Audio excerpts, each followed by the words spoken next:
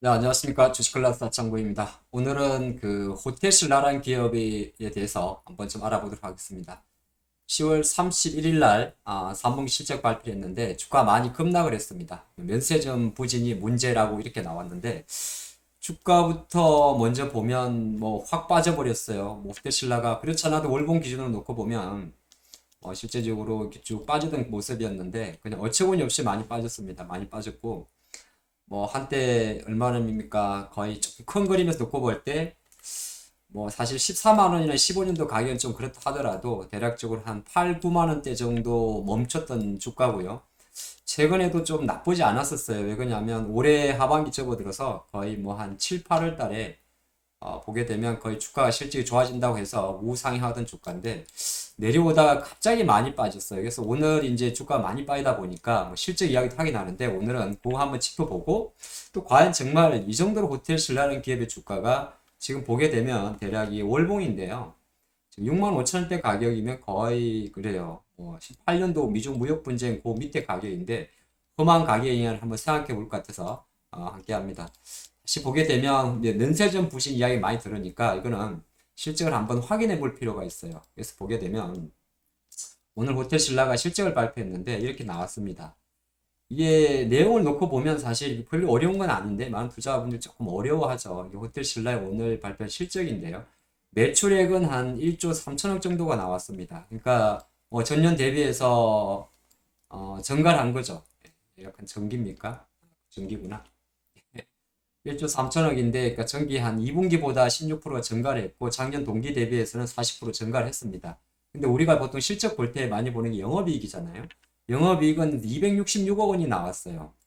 그러니까 지난 2분기 때 432억 원이니까 분기 대비해서는 무려 38% 감소한 거고, 작년보다는 조금 잘 나온 겁니다. 근데 266억 이렇게 많이 망가진 문제인가 이렇게 볼 수도 있지 않습니까? 근데 여기서 이제 우리가 숨어 있는 걸 좀 볼 줄 알아야 돼요. 뭐냐면 지금부터 같이 한번 잘 따라와 주시기 바랍니다. 호텔 신라라는 기업은 아시겠지만 신라 호텔이죠. 아마 언론 매체에서 그런 이야기는 잘 할 거예요. 숙박 쪽은 괜찮았다 호텔 요즘. 뭐 서울 신라 호텔도 있고 제주도 있지 않습니까? 근데 이거는 전체 매출의 13%밖에 되지 않아요. 13%. 전체 매출의 거의 1조 3천억 중에서 거의 80%, 90% 정도가 바로 TR 부문입니다. TR이 뭔데? 바로 면세점이요.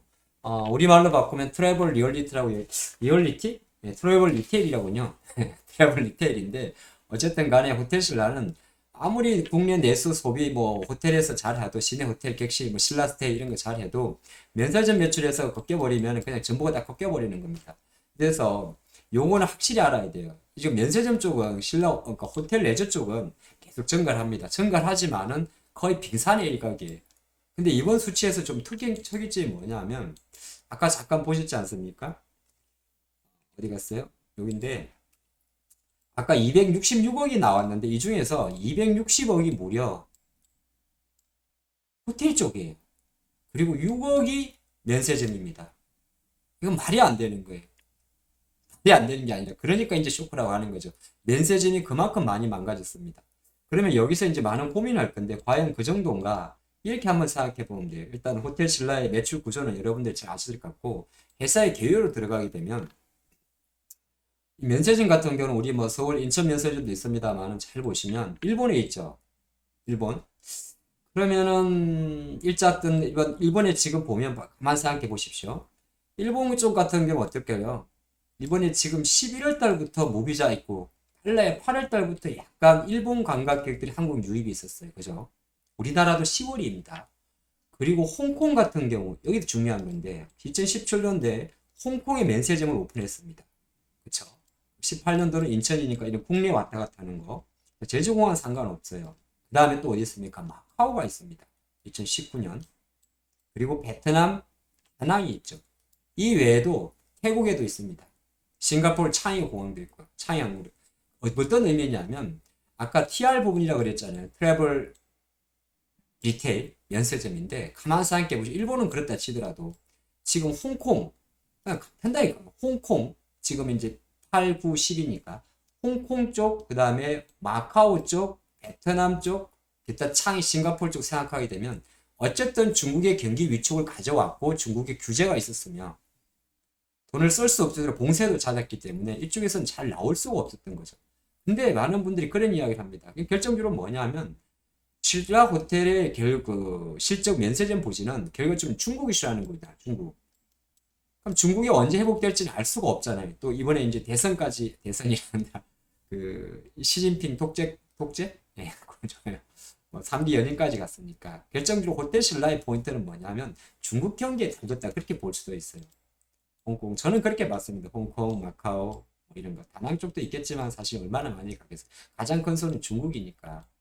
그러다 보니까 신라 호텔에 이렇게 이야기를 합니다. 우리가 뭐 하려고 그러냐 프로모션 비용. 근데 제가 생각할 때는 이 호텔 신라는 한편으로 놓고 보면 큰 그림을 그린 것도 있어요. 뭐냐면 일단은 마케팅 비용, 타이공을 알선 수수료라 그러는데 많이 듭니다. 그래서 이부진 사장이 아무래도 삼성의 어떤 특징 같은데 지금 당장 안 되지만은 우리가 마켓시에 점유해야 된다. 그게 신라 호텔이 뭡니까? 명품 브랜드 입점시킬 수가 있어요. 에르메스 같은 거죠. 에르메스가 있고 없고에 따라서 그 면세점의 질이 달라지고 백화점의 질이 달라집니다. 서울의 더 현대가 아무리 잘 나간다고 하지만 거기는 에르메스가 없어요. 그런 좀 특징이 있습니다. 그래서 일단은 호텔 신라 같은 경우는 한편으로 면세점 그 회복에 대한 시차는 중국 쪽에 달려있다는 게 첫 번째 포인트인데 두 번째는 그건 이제 우리가 좀 예측할 수 없는 부분이 좀 지켜봐야 되고 두 번째는 수급도 되게 커요. 일단 호텔 신라에 대한 수급 동향을 보게 되면 오늘도 외국인들이 대략 57만 주 정도를 매도를 했습니다. 57만 도 연기금도 좀 팔고 있었는데 여기서 엄청난 게 좀 생기는데 뭐냐면 공매도 세력이에요. 호텔 신라 LG 하루 전 공매도인데 오늘 공매도에서 대략 51만 주 정도 매도가 나왔고 공매도 비중이 평균 공매도 20%에 육박합니다. 그러면 이제 어떻게 놓고 보면 공매도 세력이 실적이 나쁘다면서 공매도를 때렸으니까 오히려 주가가 간이 빠졌고 공매도를 눌렀다는 건 언제든지 또 주가 하방률이 높습니다. 그리고 또 하나 신라호텔에 대한 공매도를 보실 때는 이런 걸 보셔야 되는데 종목별 공매도 추이를 가지고 이렇게 분석할 수도 있어요. 아마 이 말이 계속적으로 주가 내려가는 중에 공매도가 많으면 눌려 있는 겁니다. 그럴 때 조금 보는 게 뭐냐면 대차 상세를 좀 보셔야 돼요. 대차 일별. 이 뭡니까? 대차라는 거는 주식을 빌려온 거예요. 호텔 신라에 대한 대차 일별을 보면 거의 대차 잔고 수주가 밑에 개가 이제 빨간 선이 대차 잔고 수주고 그러니까 대차 빌려오는 거 상환하는 건데요. 대차하고 빌려오는 거 상환. 정강을 보여주는데 이게 잔고 수주입니다. 600만 주 정도가 쌓여 있는 건데 그렇게 이게 올라가는데 주가가 내려가지 않습니까? 지저분하니 한번 더 볼까요? 여기서 이제 주가가 급격하게 올라갈 때는 대차 잔고가 감소를 하는데 내려올 때는 오히려 또 증가를 합니다. 근데 행보하는 구간에서 대차 잔고가 10월 달부터 증가를 했죠. 그 말은 뭐냐 하면 가만히 생각해봐도 10월 달에 중국 증시도 생각보다 많이 흔들렸거든요. 그렇죠.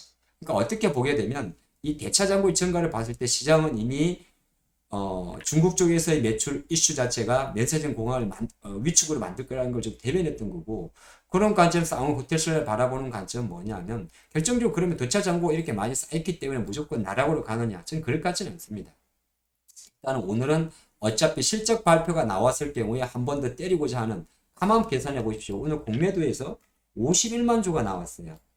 근데 외국인 수급에서 57만 주가 나왔습니다. 이 공매도죠. 그럼 여기서 한 가지 더 분석을 해봐야 하는데 과연 외국인들은 호텔 신라를 착사를 내려고 하느냐? 그건 이렇게 볼 수가 있습니다. 항상 볼 때는 이렇게 주가와 그래프를 같이 보시면 좀 좋은데 하단이 호텔 신라의 주가예요. 기관도 완전 당했죠. 네, 녹색입니다.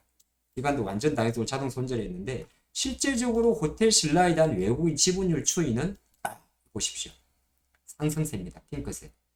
상반기 12.8%에서 17%. 그리고 오늘은 확 때린 거죠.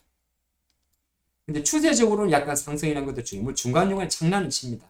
기관은 사실 버리다가 이번 9월 달부터 담다가 이번에 완전 당한 건데 그런 관점에서 봤을 때 오늘의 호텔 신라의 주가는 뭐 언더슈팅일 확률이 높습니다. 언더슈팅. 그렇게? 네. 이게 왜 그러냐면 이부진 삼성 입장에서 가만 생각해 보면 저는 큰 그림을 그렸다고도 볼 수 있어요. 어차피 지금 안 되는 겁니다. 그쵸? 뭐 누구나 아는 부분이죠. 중국이 또 뭐 이렇게 중국이 지금 사실 경제를 확 째고 있었잖아요. 근데 앞으로는 계속 째긴 째겠지만 풀어줄 거예요. 왜? 중국 지금 내수 안 좋으니까 풀게 됩니다. 풀게 되게 되면 어떻게 보게 되면 제로 코로나라는 걸 유지하겠지만은 결정적으로는 어느 정도 풀어가면서 통제를 해야 되거든요. 이게 무한 통제는 어떤 사회주의 국가라도 뭐 아무리 공동무효를 하더라도 무한 그 지배력을 끌고 갈 수가 없습니다. 그럼 갖고 계신 분 입장에서는 저는 오히려 언더슈팅했다. 근데 이제 언제 오를지 대한 이슈인데 이거는 이 정도 얻어 맞으면 조금은 시간이 걸리는데 여기서 공매도 세력이 또 때리기는 부담스럽습니다. 왜? 실적 발표했고 공매도 나왔고 외국 국내 기관들 매도 리펀드도 나오면서 자동 반응했기 때문입니다. 마케팅 비용 다 좋습니다. 하지만 그 큰 그림을 놓고 보면 우리가 1위의 자유를 유지하겠다는 그 법관이 되게 커요. 면세점 재치위. 경기는 언제 풀릴지 모르지만 미리 삼성의 전략상 반도체에서 감산 안 하는 게 똑같은 그림이라고 보거든요. 저는 물론 오버페이스합니다만 그런 그림에서 어쨌든 중국에 대한 불확실성이 남아있는데 뭐 막연히 희대의 희망이 될 수 있지만 중국은 내수를 부양할 수밖에 없습니다. 이게 포인트가 될 것 같아요. 힘내십시오. 여기까지.